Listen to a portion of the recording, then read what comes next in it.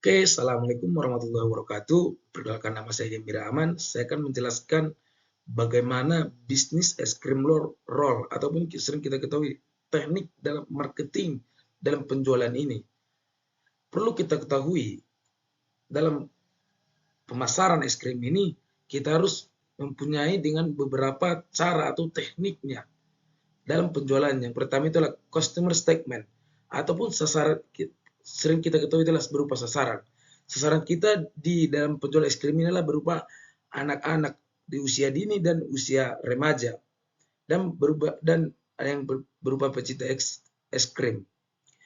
Dan untuk yang kedua itu value proposition, yaitu kita menggunakan buah segar, produk yang memiliki keunikan dan kelezatan yang berbeda dan rasa dan yang perbedaan yang lain, dan penyajian yang simpel dan berbagai varian topping yang memiliki perbedaan yang keunikan agar toppingnya keunikan yang begitu baik.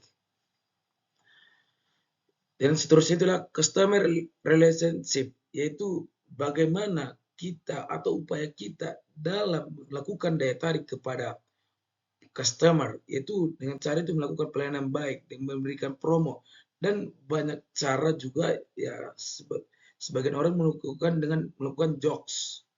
Oke, terus yang selanjutnya yaitu key partners ataupun sering kita ketahui juga key partners itu adalah kawan kerjasama kita.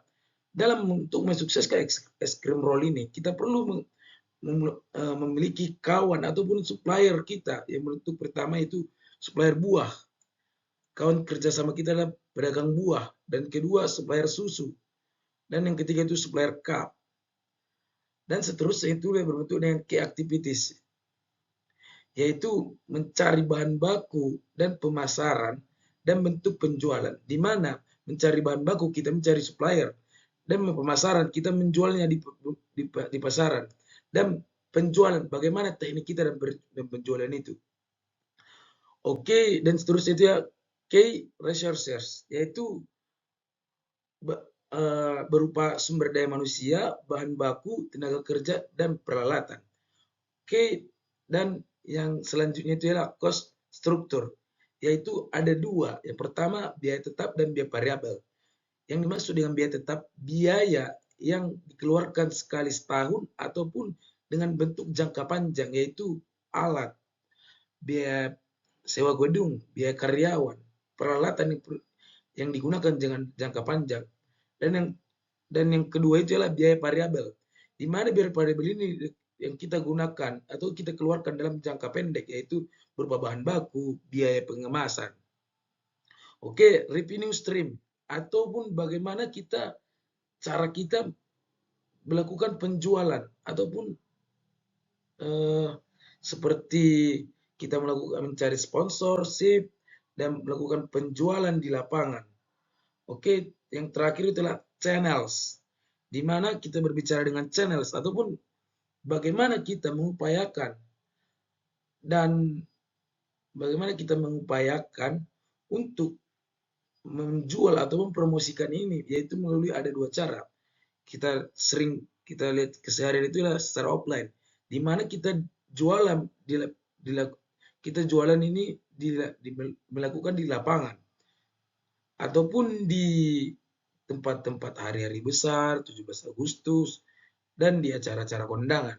Dan kita berjualan dengan secara online, yaitu berupa dengan kita mempromosikan melalui Instagram, WA, dan kita bisa juga menjualnya melalui GoFood, ShopeeFood.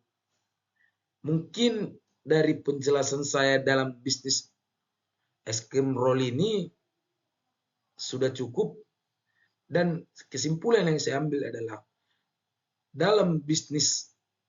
dalam bisnis kita akan mengeluarkan berupa waktu, value, finansial, dan kerja keras dan kerja tim.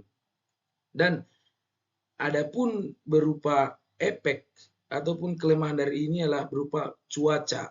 Mungkin yang bisa saya sampaikan, saya Gembira Aman. Jika ada kata yang salah, mohon dimaafkan. Jika ada keluaran juga mohon dimaafkan. Assalamualaikum warahmatullahi wabarakatuh.